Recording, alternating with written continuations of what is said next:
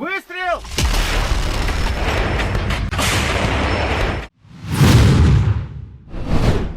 Presiden Amerika Serikat Donald Trump sodorkan proposal perdamaian Rusia-Ukraina. Jalan damai yang diidam-idamkan Rusia dan Ukraina bisa berbuah panas ditentang berbagai pihak. Bukan solusi, Trump malah menyiram minyak ke bara api konflik bersenjata Rusia-Ukraina. Rencana ini menuai kontroversi dan penolakan dari berbagai pihak. Proposal perdamaian menghadapi tantangan besar untuk diterima oleh kedua belah pihak. Banyak yang menilai bahwa rencana ini lebih menguntungkan bagi Rusia dan tidak mencerminkan aspirasi Ukraina untuk mempertahankan integritas teritorialnya.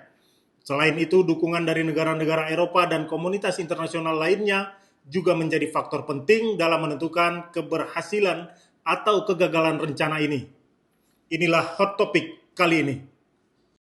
Ukraina diharapkan memberikan tanggapan resmi terhadap proposal ini dalam waktu dekat. Sementara itu, negosiasi lebih lanjut antara utusan Trump dan Presiden Putin dijadwalkan akan segera berlangsung. Kendati pertemuan telah dijadwalkan, belum ada indikasi bahwa Rusia akan menerima syarat yang diajukan oleh Donald Trump. Russia Today menyoroti hal ini dalam artikel yang terbit pada hari Rabu 23 April 2025. Washington akan mengusulkan kesepakatan damai yang mengakui kedaulatan Rusia atas Crimea dan membekukan garis depan dalam konflik Ukraina pada pertemuan dengan pejabat Ukraina dan Eropa minggu ini. BBC News memberitakan rencana pertemuan tersebut. Pertemuan akan berlangsung antara pejabat senior dari Inggris, Prancis, Jerman, Ukraina, dan Amerika Serikat. Sementara Menteri Luar Negeri Inggris David Lammy akan menjadi tuan rumah pertemuan bilateral dengan mitranya dari Ukraina. Utusan Trump untuk Ukraina, Jenderal Keith Kellogg, menghadiri pembicaraan tersebut menggantikan Menteri Luar Negeri Rubio dan Witkoff. Sementara itu, Presiden Ukraina Volodymyr Zelensky telah mengesampingkan pengakuan Crimea yang diduduki oleh sebagai wilayah Rusia. Setelah laporan menunjukkan hal ini dapat dibahas dalam perundingan, Zelensky mengatakan tidak ada proposal seperti itu yang disampaikan kepadanya dan dia menolak untuk mengakui Crimea sebagai wilayah Rusia.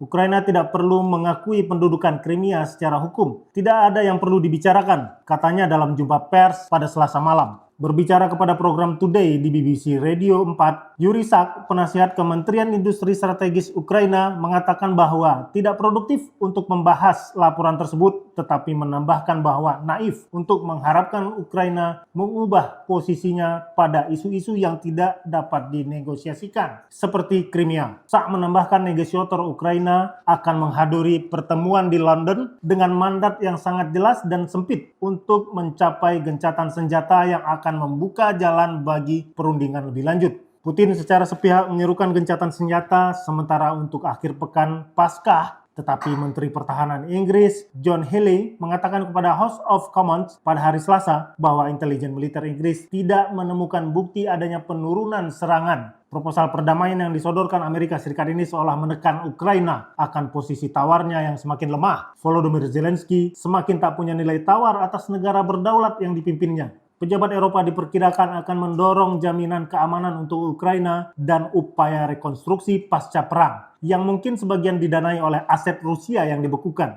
Donald Trump mengancam akan mundur jika kemajuan tidak segera tercapai dan mengatakannya kepada wartawan pada Senin lalu bahwa ia akan segera merilis rincian proposal Amerika Serikat. Kendati belum dirilis, poin penting dalam proposal perdamaian itu telah tersebar. Utusan khusus Amerika Serikat Steve Witkoff yang telah melakukan beberapa putaran pembicaraan dengan pejabat senior Rusia, termasuk Presiden Vladimir Putin, akan mengunjungi Rusia akhir minggu ini. Demikian yang dikonfirmasi oleh Moskow. Russia Today juga menyebut Amerika menunjuk Crimea sebagai wilayah Rusia tanpa memaksa Ukraina untuk mengakuinya. Crimea mengadakan referendum untuk bergabung dengan Rusia pada tahun 2014 silam setelah kudeta bersenjata yang didukung oleh Barat di Kiev. Pemerintah Ukraina yang baru bersama dengan para pendukung Baratnya telah menolak untuk mengakui keabsahan pemungutan suara itu. Presiden Volodymyr Zelensky telah mengesampingkan kemungkinan melepaskan klaim teritorial apapun terhadap Rusia dan telah mendesak Amerika Serikat dan negara-negara lain untuk terus memberikan bantuan militer, sebuah kebijakan yang menurut pemerintah Trump akan diakhiri. Moskow menegaskan bahwa status Crimea, kota Sevastopol, dan 4 bekas wilayah Ukraina yang memilih untuk bergabung dengan Rusia pada tahun 2022 tidak dapat dinegosiasikan. Para pejabat Rusia telah menekankan bahwa mengakui kenyataan di lapangan adalah kunci untuk mencapai kedamaian abadi.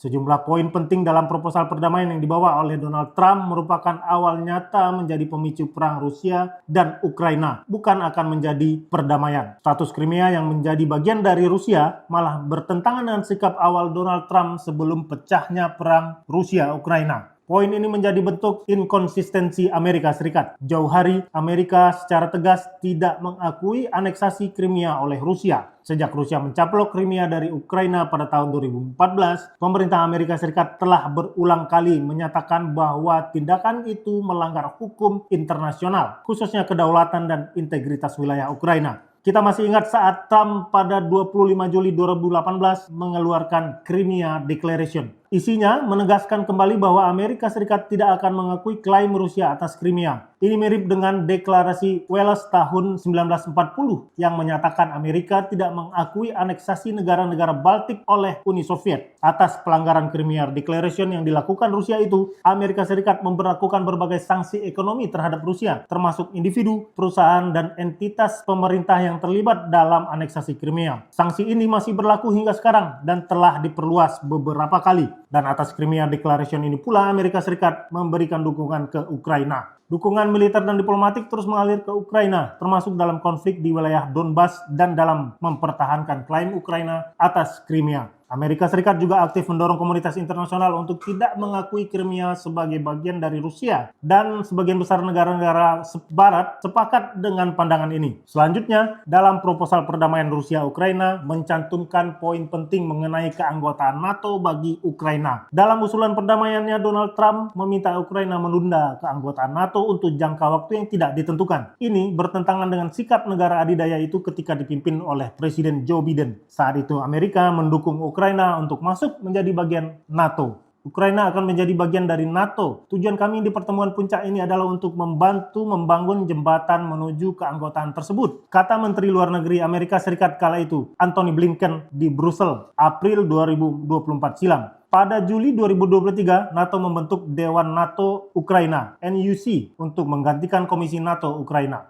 NUC berfungsi sebagai platform di mana Ukraina dan negara anggota NATO dapat berdialog setara, memperkuat kerjasama dan mendukung aspirasi Ukraina menjadi anggota NATO. Pada KTT NATO di Washington, Juli 2024, Sekjen NATO Mark Rutte menyatakan bahwa proses keanggotaan Ukraina adalah irreversible, tidak dapat dibatalkan. Rutte menekankan bahwa keputusan tersebut tidak akan dipengaruhi oleh negosiasi damai dengan Rusia, dan tujuan Barat adalah mencapai perdamaian nyata tanpa mengulangi kesalahan masa lalu seperti dalam kesepakatan Minsk. Saat itu Rusia dan Amerika memiliki pandangan berbeda mengenai keanggotaan Ukraina di NATO. Kremlin menyatakan bahwa posisi Amerika yang menolak keanggotaan Ukraina di NATO memberikan kepuasan, sejalan dengan sikap Moskow yang sejak awal menentang perluasan NATO ke timur. Sementara itu, Presiden Ukraina Volodymyr Zelensky menekankan bahwa jika Ukraina diundang untuk bergabung dengan NATO, undangan tersebut harus berlaku untuk seluruh wilayah Ukraina, bukan hanya sebagian. Zelensky menegaskan bahwa tidak dapat diterima jika NATO hanya mengundang sebagian wilayah Ukraina. Sekarang, dalam proposal perdamaian yang disodorkan oleh Trump, posisi ini berubah total. Ukraina bisa dikatakan mustahil akan mendapatkan status sebagai anggota NATO. Selanjutnya, proposal perdamaian yang disodorkan oleh Donald Trump adalah penerimaan atas wilayah yang dikuasai oleh Rusia.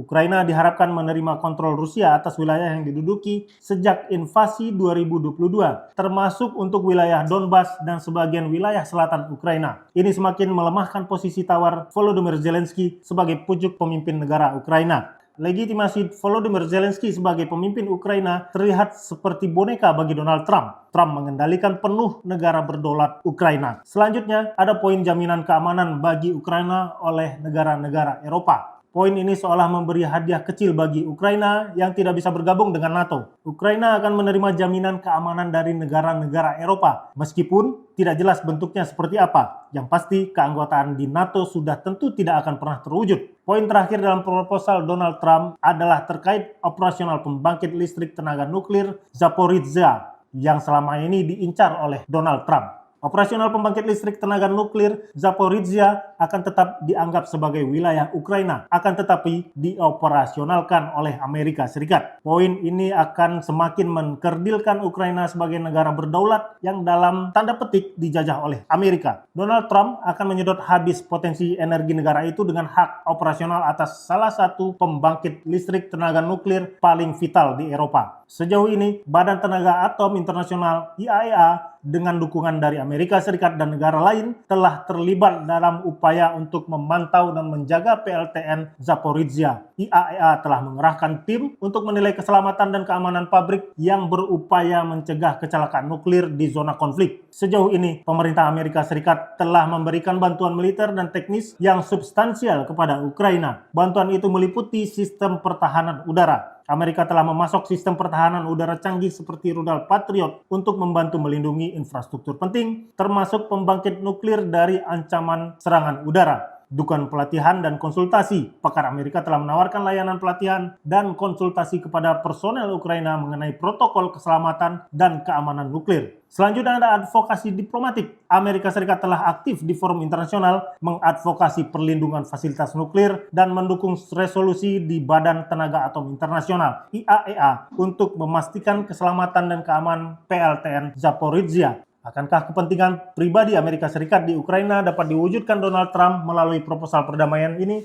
Kita tunggu saja hasil dari negosiasinya. Download Tribun X sekarang, menghadirkan lokal menjadi Indonesia.